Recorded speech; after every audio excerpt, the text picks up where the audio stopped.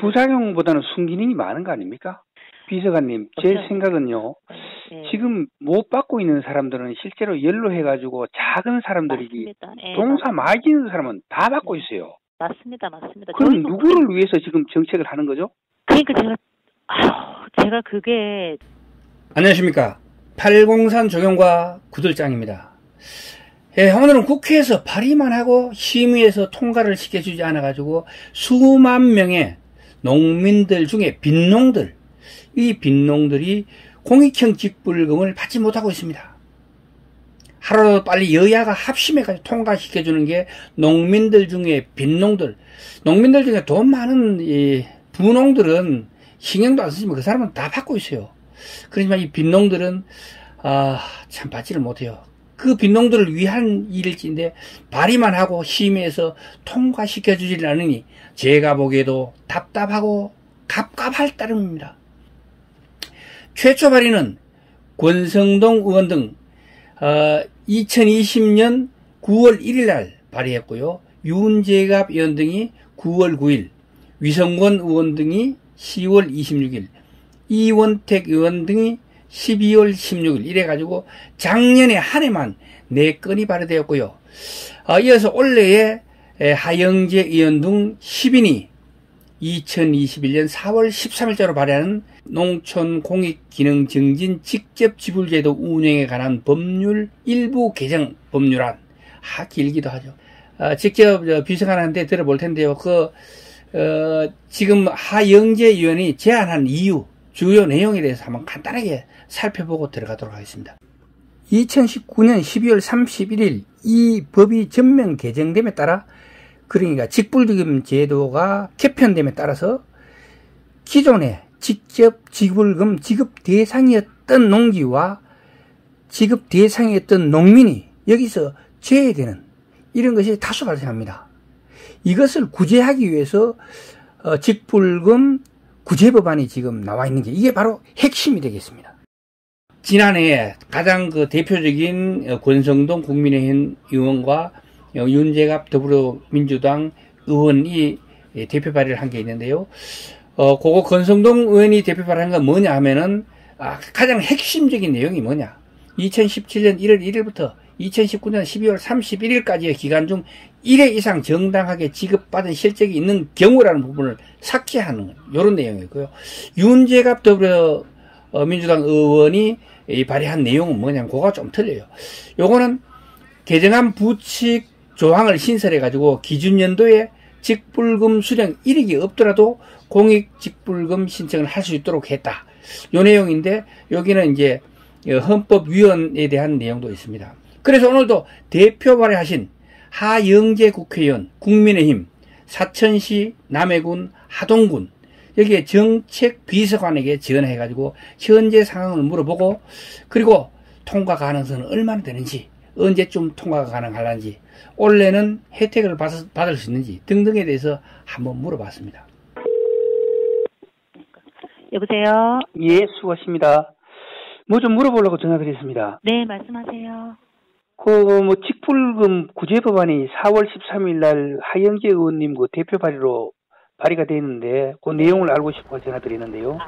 지금 저희 원래 공익직불금이 2017년하고 2019년까지 그 직불금을 받으셨던 이력이 있어야지 나가잖아요. 예.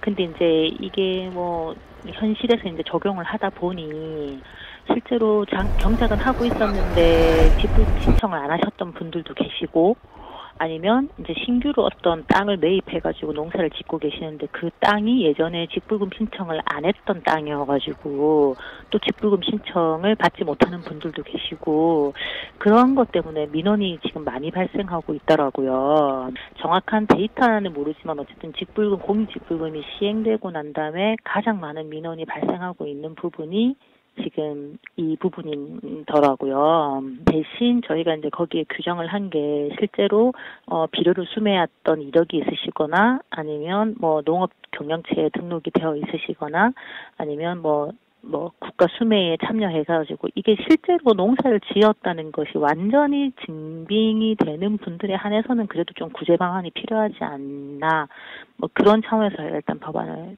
냈습니다. 근데 지금 심의하고 계신가요? 아닙니다. 지금은 아직까지 지금 아직 지금 그거 돼 있습니다. 언제쯤 심의가 될 것 같아요? 그게 저희도 냈고 또 다른 의원님들도 내신 법안들이 있고 병합이 되고 하면 뭐 저희가 이게 정확히 약속을 못 드리는 사안이긴 하지만 순차적으로 이제 이게 법안이라는 게 논의가 돼가지고 결정이 되니까요. 통과되면 원래는 혜택을 받을 수가 있는 겁니까? 그게 통과되면 그거를 저희가 약속을 못 드립니다. 아니 작년에 제가 전화했을 때 네. 윤재갑 의원실하고 통화를 했는데 거기서는 네. 권성동 의원실하고도 통화를 했고 맞습니다. 했는데 네. 또 똑같은 이야기를 하더라고요. 그 똑같은 얘기를 제가 하는 이유가 이제 저희도 봤는데 그게 지금 반대의 직면에 있거든요. 농림부는. 근데 농림부가 반대하는 이유는 LH 사건이 터지는 바람에 이 농지에 대한 경자유전 원칙에 대한 전반적인 이제 정부가 정책을 다시 세우고 있다 보니까 이 농지라는 것이 결국에는 큰 틀에서는 거기가 어떻게 나오는지를 따라가야 된다는 게 일단 농림부의 반대 입장의 이유거든요. 예. 그래서 그 두 가지 법안이 나와 있음에도 불구하고 저희가 이번에 또 이제 명확히 해서 저희가 법안을 낸 이유가 어쨌든 의원실에서 여러 가지 관심을 가지고 법안들이 계속해서 이렇게 좀 나와주면 사실 이제 농림부한테는 더 큰 압박이 될 수 있고 관심을 가지고 있는 의원실들이 늘어나는 것 자체가 이제 농림부에서는 또 검토를 한 번 더 해야 되는 이유가 생기니까 저희도 이제 통화를 해보고 상황을 봤는데 쉽지 않은 상황이라서 그냥 조금이라도 농림부한테 조금 더 이렇게 압박을 가하는 상황에서 그리고 어쨌든 농촌에서는 그와 관련돼서 또 피해를 보시는 분들은 구제해야 된다는 거는 정확한 거니까 그래서 저희가 이제 법안을 낸 건데 그래서 지금 이게 조금 하여튼 올해라고는 장담해가지고 약속드리기가 조금 애매하긴 해요. 복잡한 마음이야 제가 다 충분히 이해를 하는데 이게 아마 LH 사건이 약간 좀 영향을 미쳐서 지금 조금 발목이 잡히는 부분이 좀 있거든요. 그렇게 조금 생각을 해주셔야 될 것 같아요. 왜냐하면 예산을 써야 되기 때문에 정부 합의가 없이 그냥 국회의원이 냈다고 해서 50명이 뭐 동의했다고 해서 그거를 통과시켜주면 또 그에 따른 부작용이 이 건 때문이 아니라 전반적으로 봤을 때 모든 법안을 봤을 땐 부작용이 좀 많지 않습니까? 부작용보다는 순기능이 많은 거 아닙니까? 그렇다고 또 모든 법안을 그렇다고 또 정부 합의 없이 또 통과시킬 수는 비서관님 제 생각은요. 네. 지금 못 받고 있는 사람들은 실제로 연로해가지고 작은 사람들이 동사 많이 지는 사람은 다 받고 있어요. 맞습니다. 그럼 누구를 위해서 지금 정책을 하는 거죠? 그러니까 제가 그게 저도 상황을 이거를 알아봤는데 그런 상황이니까 제가 오죽해 하면 답답했으면 지금 다른 방에서도 다 나와 있는 법안에 제가 또 법안을 냈겠습니까? 제가 여기 국회에서 할 수 있는 일이라는 게 입법권하고 정부에다가 예산 잘 쓰라고 요구하는 그 권리밖에 없으니까 지금 말씀하신 것처럼 영세하신 분들이 피해를 받는 걸 제가 너무도 잘 알고 있으니까 법안을 낸 거거든요. 예. 저는 그거 당연히 이해하죠. 이해하니까 제가 거기에 법안을 낸 거고. 근데 이제 말씀하신 것처럼 진짜 뭐 예를 들어서 진짜 크게 하시고 뭐 설렁설렁 하시고 이런 분들은 다 받는다니까요. 저도 알고 있다니까요. 꼭 좀 통과될 수 있도록 노력 좀 부탁드리겠습니다. 알겠습니다. 제가 저희 조금이라도 도움될 수 있도록 노력하겠습니다. 예, 수고하십시오. 네. 하영재 국회의원 정책비서관께서 참 자기도 마음 아프다는 식으로 말하면서 자기도 통과됐으면 좋겠다. 그런데 국회의원으로서는 힘이 붙인다. 이런 말씀을 하시네요. 그래 시청자님들께서 한 분 한 분이 힘이 좀 돼주셨으면 고맙겠다는 생각이 드네요.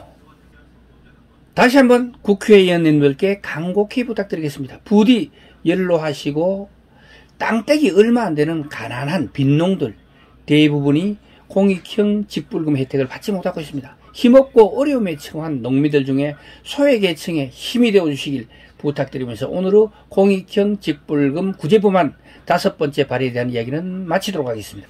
동영상이 유익했다면 구독과 좋아요 부탁드립니다. 지금까지 803 조경과 구들장이었습니다. 끝까지 시청해 주셔서 대단히 감사합니다.